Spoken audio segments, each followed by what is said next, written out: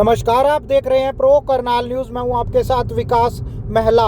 Live तस्वीर हम आपको दिखा रहे हैं करनाल से, जहां पर रविंद्र तोमर जो कि पहलवान है, अपने आप को अहंकारी रावण है वो कहते हैं, क्योंकि वो बुग्गी के अंदर जोटे के तौर पर बुग्गी को लेकर पूरे हरियाणा में कई हजार किलोमीटर की यात्रा करते हुए नजर आ रहे हैं। नशे के खिलाफ उन्होंने एक मुहिम छेड़ी है, क्योंकि जिस प्रकार से समाज में नशा बढ़ता हुआ नजर आ रहा है, लेकिन रविंद्र ने एक मुहिम है वो छेड़ी है नशे के खिलाफ।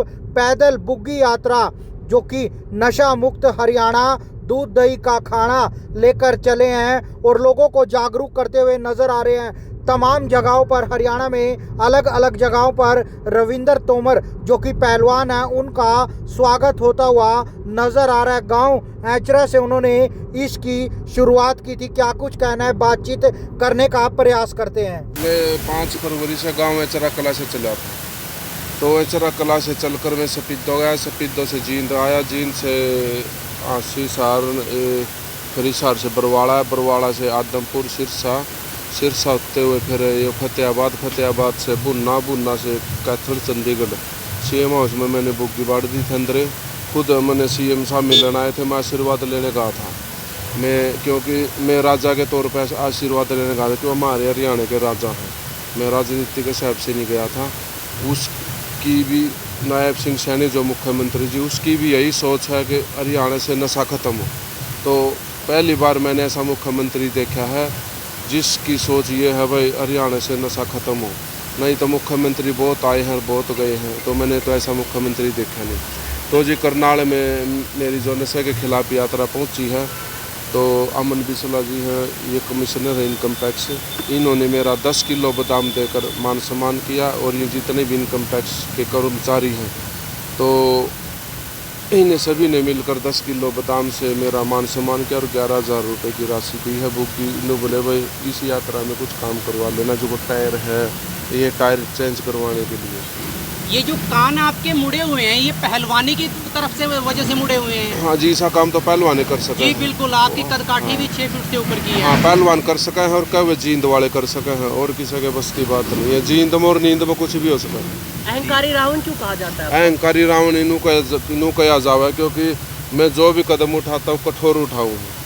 तो अगर मेरा किसी ने अहंकार तोड़ना, तो मेरे बराबर में बुग्गी लगा के अहंकार तोड़ दो। मैं नशे के खिलाफ बुग्गी पैदल यात्रा निकालूंगा। तो कब से शुरुआत की, कहाँ जाना है और क्या तो 5 फरवरी से चालू करी थी। अब मैं सीधा मेवात जाऊँगा, दिल्ली होते हुए, सोनीपत दिल्ली होते हुए, आज़ादपुर मंडी से फिर ये गुड़गांव सोनना, सीधा मेवात से फिर जाऊँगा लोहारू, महेंद्रगढ़। खाना पीना रहना ये कैसी व्यवस्था रहती है? ये खाने पीने की, ये गांव में जो युवा हैं, जो ये रास्ते में गाड़ी वाले हैं, युवा साथी गाड़ी रोक कर मेरे को बहुत सपोर्ट करते हैं। अंधेरा होते युवा मेरे को रोकने के लिए आ जाते हैं। राहुल दंदलाड़िया को भी आपने चैलेंज किया था?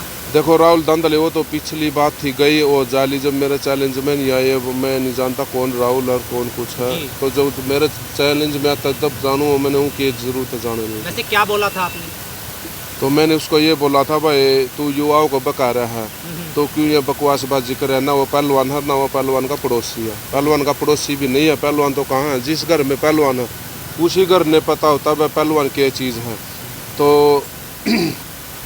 हम मेरे पापा ने आधा किला बेचकर मैं पहलवान बना था। हाँ, जिस घर में स्पोर्ट्स का बच्चा, उसी के माता पिता ने बेरा में कितना खर्च है। कितने समय तो ये वो नौकरी उठा बैठी मारने से पहलवान नहीं होता। तो उसको मैंने ये चैलेंज दिया था, भाई अगर तुम पहलवान हो तो मेरे साथ बुग्गी लगा के चलो, 50 किलोमीटर चल दो।